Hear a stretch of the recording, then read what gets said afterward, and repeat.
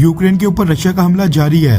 CNN ने report किया है कि बेलारूस में जो रशियन फोर्सेस वॉर एक्सरसाइजेस कर रही थी, उन्होंने भी यूक्रेन के बॉर्डर के ऊपर हमला कर दिया है, जिसमें बेलारूस की सेना भी रशियन फोर्सेस का साथ दे रही है। यूक्रेन का जो बेलारूस के साथ नॉर्दर्न बॉर्डर लगता है, वहां से भी टैंक्स और आर्मर्ड व्हीकल्स यूक्रेन के अंदर लगातार घुस रहे हैं, जिसके बाद आशंका जताई जा रही है कि रशिया यूक्रेन की राजधानी कीव को अपने कब्जे में लेने की कोशिश कर सकता है। साथ में यूक्रेन ने दावा किया है कि उसने रशिया के 5 फाइटर जेट्स और एक हेलीकॉप्टर को भी मार गिराया है। यूक्रेन की सरकार ने यह भी दावा किया है कि रशिया के मिसाइल हमलों में यूक्रेन के 300 से ज्यादा नागरिक और 100 से ज्यादा जवान शहीद हो चुके हैं। यूक्रेन को भारी नुकसान हो रहा है। वहीं रशिया का कहना है कि उसने यूक्रेन के ऊपर हमला करने के लिए हाई प्रिसीजन वेपन्स का इस्तेमाल किया है, जिससे सिविलियंस को नुकसान ना पहुंचे। रशिया की सेना यूक्रेन के सभी सैन्य ठिकाने नष्ट कर रही है, इसलिए बेहतर यही है कि यूक्रेन रशिया के सामने सरेंडर कर दे।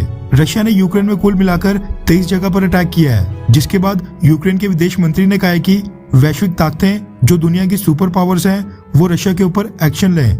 एयर इंडिया की एक फ्लाइट आज यूक्रेन से अपने नागरिकों को वापस लाने के लिए जा रही थी, लेकिन यूक्रेन की एयर स्पेस अचानक से बंद होने के कारण वो भी भारत वापस लौट आई है। यूक्रेन ने टर्की से सैन्य मदद मांगने के साथ इस्तांबुल स्ट्रेट को बंद करने के लिए कहा था। हालांकि जब मैं ये वीडियो रिकॉर्ड कर रहा हूँ, तब तक टर्की ने इस पर अभी तक कोई फैसला नहीं किया है। इस्तांबुल स्ट्रेट से होकर ही सभी शिप्स, सबमरीन्स ब्लैक सी के अंदर एंटर होती हैं, जहाँ पर रशिया तांडव मचा रहा है। यूक्रेन के टर्की से मदद मांगने के बाद रशियन प्रेसिडेंट व्लादिमीर पुतिन ने टर्की के प्रेसिडेंट अर्दोगान को फोन मिला दिया है। हालांकि दोनों लीडर्स के बीच क्या बातचीत हुई, ये बाहर फिलहाल नहीं निकल कर आया है। वहीं आपकी जानकारी के लिए बता दूं कि फ्रांस के प्रेसिडेंट इमैनुअल मैक्रों ने भी कुछ ही घंटे पहले फोन कॉल पर व्लादिमीर पुतिन के साथ बातचीत की है। यूक्रेन के जो भारत में एम्बेसडर हैं, उन्होंने भारत को एक ताकतवर देश बताते हुए भारत की सरकार और प्राइम मिनिस्टर नरेंद्र मोदी से मदद मांगी है। यूक्रेनियन एम्बेसडर ने कहा है कि भारत और पीएम मोदी को दखल देकर रशिया जो यूक्रेन के ऊपर हमले कर रहा है, उसको रुकवाना चाहिए। कई सारे मिलिट्री एक्सपर्ट्स का कहना है कि बेलारूस की तरफ से यूक्रेन के ऊपर हमला होने के बाद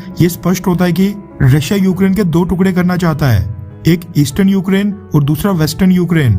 साथ में पॉसिबिलिटी इस बात की भी है कि यूक्रेन में एक प्रो रशियन गवर्नमेंट लाए, जो अमेरिका और नाटो देशों का नहीं, रशिया का साथ दे। इसके साथ ही दोनेस्क और लुहांस्क के 70% एरिया जो यूक्रेन सेना के कंट्रोल में थे, उनको दोनेस्क और लुहांस्क पीपल्स रिपब्लिक को वापस दे दिया जाएगा।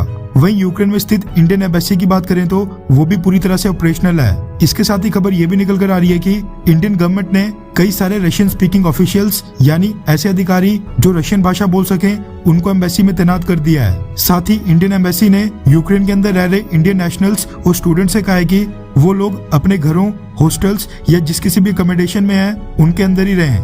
यूक्रेन की राजधानी कीव की तरफ बिल्कुल न जाएं। साथ में इंडियन एम्बेसी ने यह भी कहा है कि यूक्रेन का जो वेस्टर्न पार्ट है, जो वेस्टर्न देशों के साथ लगती हैं, सभी लोग उसी तरफ जाएं और अपने आप को सेव करें। इंडियन एम्बेसी ने कहा है कि इंडियन स्टूडेंट्स और भारतीय घरों से बाहर बिल्कुल ना निकलें और काम रहें। दिक्कत ये आ रही है कि कई सारे इंडियन स्टूडेंट्स बाकी सिटी से चलकर राजधानी कीव में आ गए थे, ताकि वो कीव एयरपोर्ट से फ्लाइट पकड़कर भारत वापस आ सकें। लेकिन अब अचानक से रशिया ने यूक्रेन के ऊपर हमला कर दिया है, जिसके बाद अब ये सारे स्टूडेंट्स राजधानी कीव में फंस चुके हैं। यूनाइटेड नेशन सिक्योरिटी काउंसिल की कुछ ही घंटों पहले हुई मीटिंग में भी भारत ने एक बार फिर रशिया के खिलाफ कुछ भी नहीं कहा है। भारत के यूएन में परमानेंट रिप्रेजेंटेटिव टीएस तिरुमूर्ति साहब ने यह जरूर कहा है कि हमें इस बात का खेद है कि इंटरनेशनल कम्युनिटी की बात बिल्कुल नहीं मानी गई। यानी इस बात का दुख है कि जो बाकी देश रशिया को हमला करने से रोक रहे थे, रशिया ने उनकी बात नहीं मानी। खैर, क्या रशिया के यूक्रेन के ऊपर हमले के बाद क्या आप रशिया को सपोर्ट करते हैं, हाँ या फिर नहीं? नीचे कमेंट करके अपनी राय जरूर बताएं।